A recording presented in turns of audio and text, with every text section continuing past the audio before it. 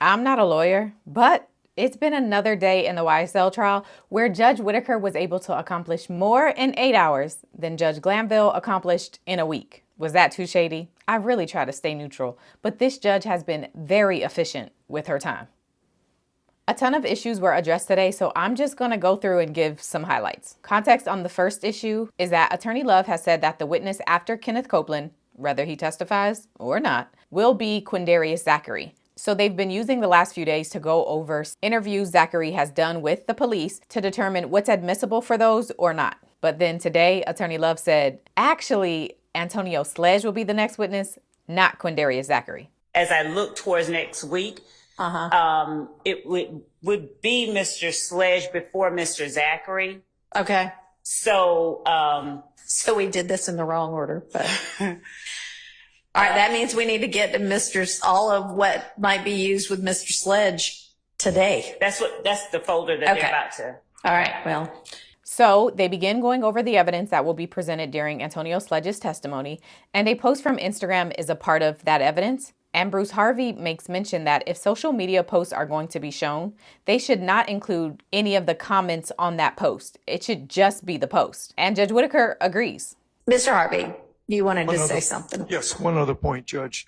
With the previous exhibit and this exhibit, we previously, in a ruling and discussions about the commentary on these. I don't think, unless the comments are relevant, let's not have those on there. Now, sometimes the comment might be relevant.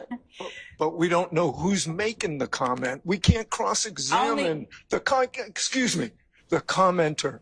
And we have had Judge Glanville rule that the comments come out previously. Okay. I mean, who is this that's commenting? 70 likes, one comment. Okay. Come All right.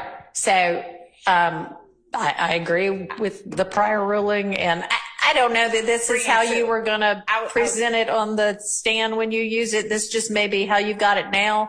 But make sure before it shows up on a screen with a jury that whatever limits have been placed on this, you abide by them. I mean, I saw the slide from the opening that had something on it that had been specifically talked about and ruled that you had better not in any way put that before the jury. And lo and behold, it's up there on the screen. Not going to get back into it, but that should not happen again. If you know that comments aren't supposed to be on here, you need to make sure before you throw any slide up. And I'm not saying that this was how you were going to use it. I know you're just giving this to us right now, but just make sure everything is clean to the way that it is supposed to be. And then the topic of jury instruction comes up, starting with the judge changing her mind on jury instructions that Brian Seal previously submitted. Oh, and obviously one jury instruction I'm going to give, we had discussed before, and it's, and I had read it out, but upon further consideration of some of the motions that have been filed since that time, including the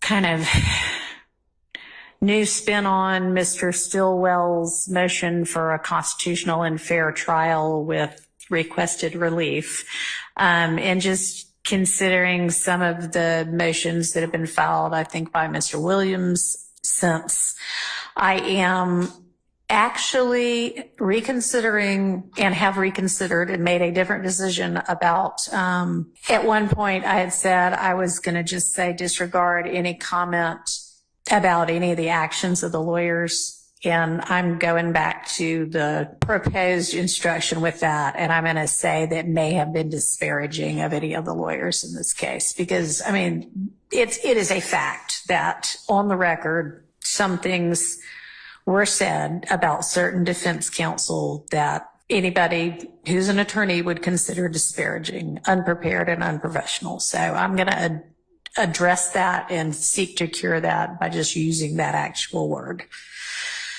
So that has changed with regard to my just general opening instructions about being the new judge on the case. Now we have to decide how we're going to instruct the jury about what to consider and what not to consider as to Mr. Copeland's testimony. This assumes that Mr. Copeland decides to testify. Obviously, if he decides at this point, on Monday not to take the stand at all, then it's a pretty easy instruction because it's disregard everything you heard. But if that's not the case, Mr. Williams' motion, his language, that looks pretty good to me. I mean, that looks like a good thing to sort of work from. I want to tailor it in such a way that I don't mislead the jury about anything. But y'all all agree that we have to tell them to disregard some of it. And I mean, yeah, maybe the cleanest thing to do is, XYZ date. But people don't normally think about their lives in, June 3rd. Okay. I know exactly what June 3rd had to do with, unless it happens to be their birthday or something like that. All right. Now, one other thing that I propose to do, because we're telling them there's this chunk of testimony from a couple of days that y'all need to ignore entirely, disregard entirely, don't give it any consideration. What I propose to do in addition to instructing them on that is to then do some version of, and Ms. Pursfield found a case that was pretty recent where a court had done this when they were having to say, ignore all that evidence, disregard it. They actually kind of said, and if there is anybody who thinks they can't, let me know. And I would propose to do that whenever I give this instruction, so that if there are jurors who are like, no, man, I just cannot do that. Once I hear it, I can't unhear it. Then we can know that. We can excuse those jurors. And I mean, I guess if it's 8 jurors that say that, then we might have a mistrial. But better to go ahead and figure out from the outset, as far as I'm concerned, can you do that? So she will instruct the jury to forget parts of Kenneth Copeland's testimony and then ask the jury if any of them are unable to do that. And if so, those jurors will be excused. Now, if 5 or more jurors say that they cannot do that, there will be a mistrial. And yes, that takes into account the alternates. Last thing I'll highlight, the judge has been asking the attorneys to come up with what she should tell the jurors regarding Kenneth Copeland's testimony. Today, she gave them a 1-hour break to go come up with something, but it ends up not being enough time. So she seems to get a bit frustrated. I think that we definitely can do this. And I think that that it deserves, attention. And as you mentioned earlier, that we need to be specific so that the jury understands what we're trying to, what you're going to convey to them. With that being said, I think that it's going to take longer than an hour. Okay. So I guess I'd rather have it late and good than not at all. But I am having a really hard time understanding why, when I say kind of A, over and over again, and B, with a week or more's notice, I would like for y'all to be working on this and provide it to me, why lots of this is still not provided in a timely manner. Whitaker said, "Why do I have to keep repeating myself?" And y'all don't have to give me an answer, but I would like for y'all to stop doing that. Okay? Because we are in the middle of this trial, as y'all all well know. And I'm having the jury back on Monday at this point. And it should not have been a surprise that we were going to talk about this today. And y'all should have already had whatever you wanted to propose ready and in final form. So let's please try to be more timely with the tasks at hand. Okay. I think maybe we'll all be here really early on Monday. I mean, I was thinking 8 a.m. and I know that means an early day for everybody, but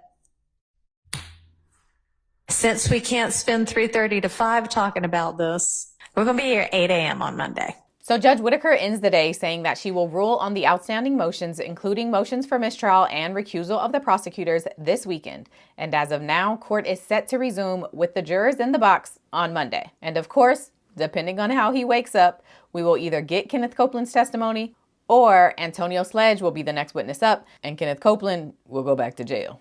No court tomorrow, so that's it for now.